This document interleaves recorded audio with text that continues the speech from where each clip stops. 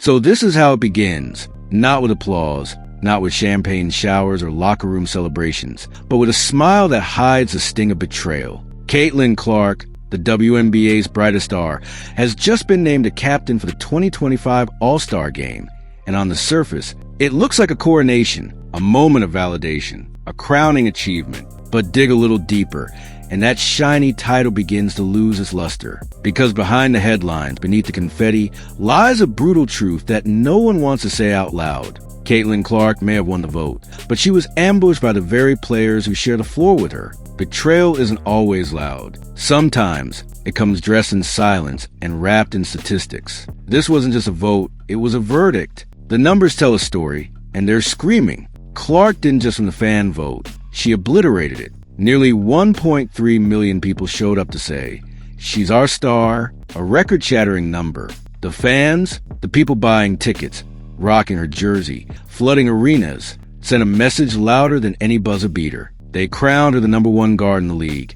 And not just by a little. It was a landslide. Social media exploded. Headlines screamed her name. In every corner of the internet, the Caitlin Clark effect was alive and thriving. But the fans weren't the only voice in this vote. The media, the so-called experts who watch every possession, every off-ball cut, every mistaken moment of magic, they cast their own ballots. And even they, with all their stats and skepticism, put Caitlin Clark as the third best guard in the WNBA. Third, despite the turnovers, despite the shooting slump, despite every whisper that she couldn't hack it. They saw through the fog and recognized her floor vision, her playmaking, her gravity. They didn't give her a participation trophy. They gave her credit where it was due. And then came the players, the women who lace up their sneakers and battle Clark night after night, the peers who benefit from the charter flights she brought in, from the sold-out arenas she helped fill,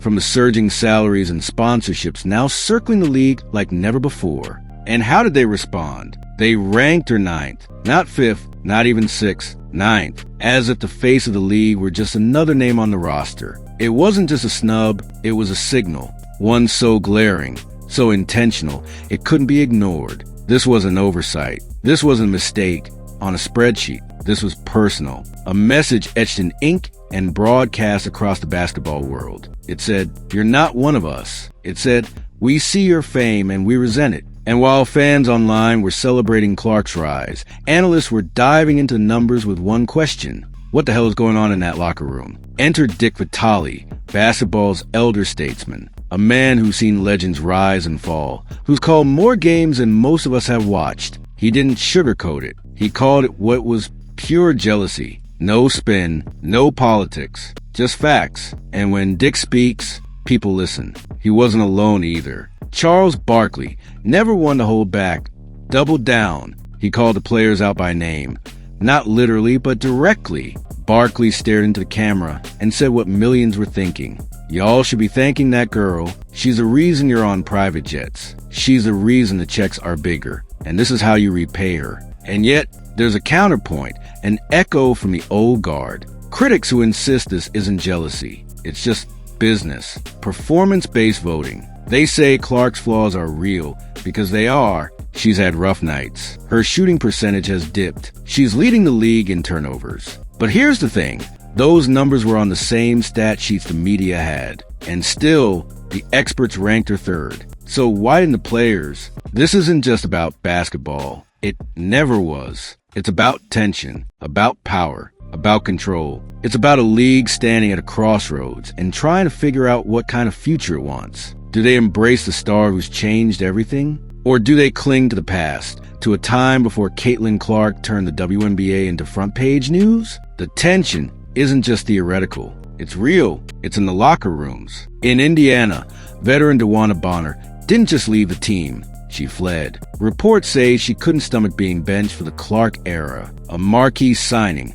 Out the door in months. It wasn't about skill. It was about fit. And the fit apparently was all about Clark. And here's where things get even messier. Because beneath the surface lies an even deeper divide, one that touches on race, identity, and years of unresolved frustration. Clark is a white superstar in a league made up of nearly 70% black athletes. Her rise has reignited a conversation many find uncomfortable. Are the league's long-standing black stars being overshadowed, ignored, passed over for the shiny new face? It's not a conspiracy theory. It's a real, painful history. Players like Kelsey Plum, who's white, have said it out loud, that they got more attention early in their careers because of their appearance, because they were straight and white. That's not speculation. That's a quote from inside the locker room. So when fans cry jealousy and players push back with double standards, everyone's right.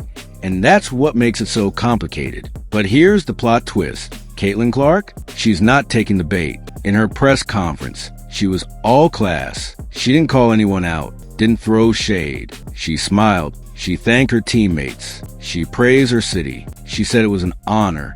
And in doing so, she flipped the script. While others played petty, she played the long game. Because leadership isn't always loud. Sometimes it's restraint. And by staying above the noise, Clark didn't just protect her brand. She protected the league's fragile image. She didn't clap back. She leaned in. And in doing so, she made every one of those ninth-place votes look small. Because when you carry yourself like a captain, no one can take that away from you. But let's not pretend this ends here. This all-star vote, it's just a symptom. A flashpoint in a league undergoing a seismic shift. The WNBA is growing faster than ever, thanks in large part to Clark. Ratings are up, sponsorships are booming, charter flights are no longer a dream, and the next collective bargaining agreement could be game-changing. But growth comes with growing pains. And right now, the league is staring down its biggest question yet. How do you celebrate the superstar without alienating the veterans who laid the foundation? How do you balance evolution with respect? Fame with fairness? It's a tightrope, and the fall from either side could be catastrophic. This isn't just about Clark anymore. It's about identity, about who the WNBA wants to be. Is it a league of equals or a league of icons? Is it ready to embrace a new era, or will it cling to the past out of fear and resentment?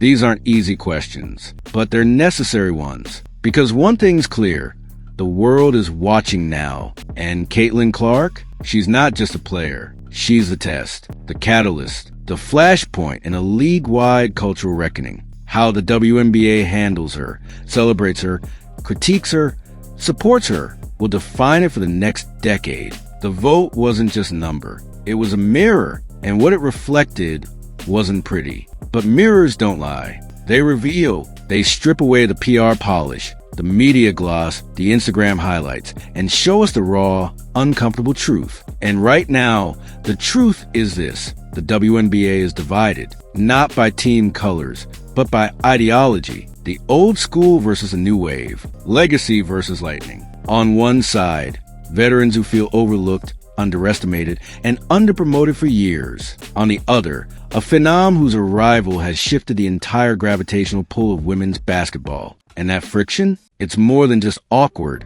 It's explosive. Every pass Caitlin Clark throws, every headline she dominates, becomes a spark in this cultural powder keg. And the all-star vote, that was the ignition. Fans may see it as drama, but for players, especially those who fought for scraps of attention for a decade, it feels like a reordering of the food chain. And in the wild, when a new lion enters the pride, the growls get louder before there's peace. And yet, peace is possible. Because if there's one thing the WNBA has always proven, it's resilience. The league has weathered financial droughts, broadcast invisibility, and institutional neglect. It survived when no one believed in it, except the women playing in it. And maybe that's where part of the resentment lies. These veterans didn't have charter flights or million-dollar shoe deals. They had to scratch and claw just to exist. And now Clark shows up, and everything changes overnight. It's not just envy. It's emotional whiplash. But Caitlin Clark didn't create that inequality. She inherited it.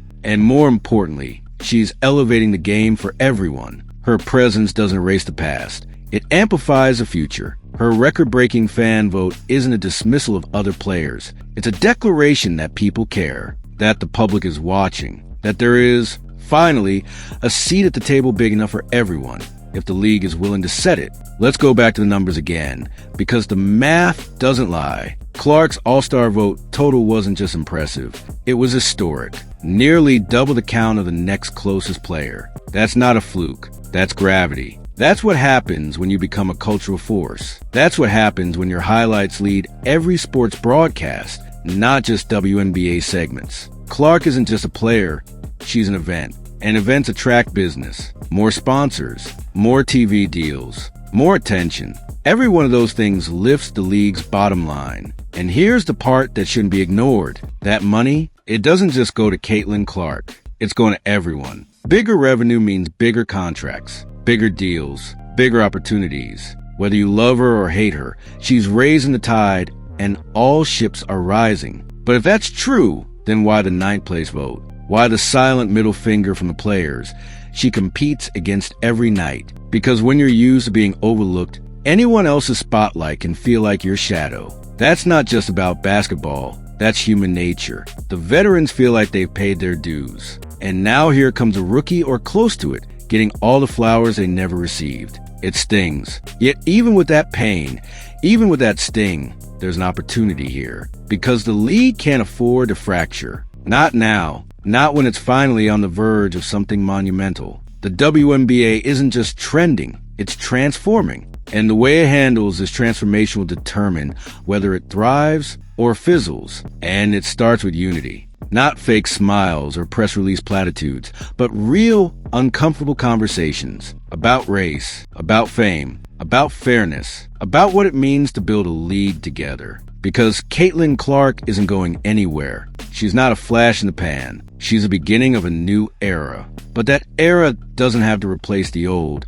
It can elevate it. Imagine this. Veterans mentoring rookies.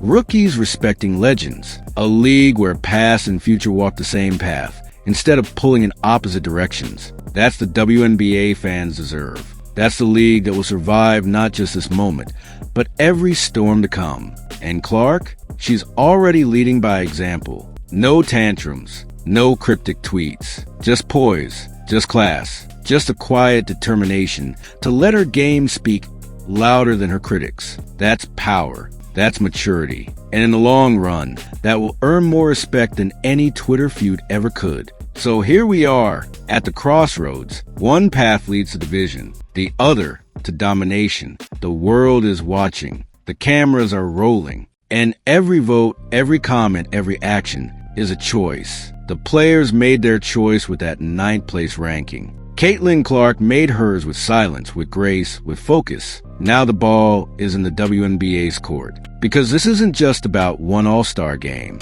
This is about the next chapter in the league's history. And the question hanging in the air is no longer, can Caitlin Clark handle pressure? It's, can the WNBA handle Caitlin Clark? And that answer is still unfolding. But that's just one side of the story. What do you think? Was the ninth place vote a justified critique or a petty swipe? Was it about basketball or something much deeper? Let us know in the comments below. And if you want more truth behind the headlines, more drama beneath the box scores, make sure to like, subscribe, and turn on notifications. Because this isn't just basketball anymore. This is a story of a league fighting for its soul. And Caitlin Clark is right at the center of it.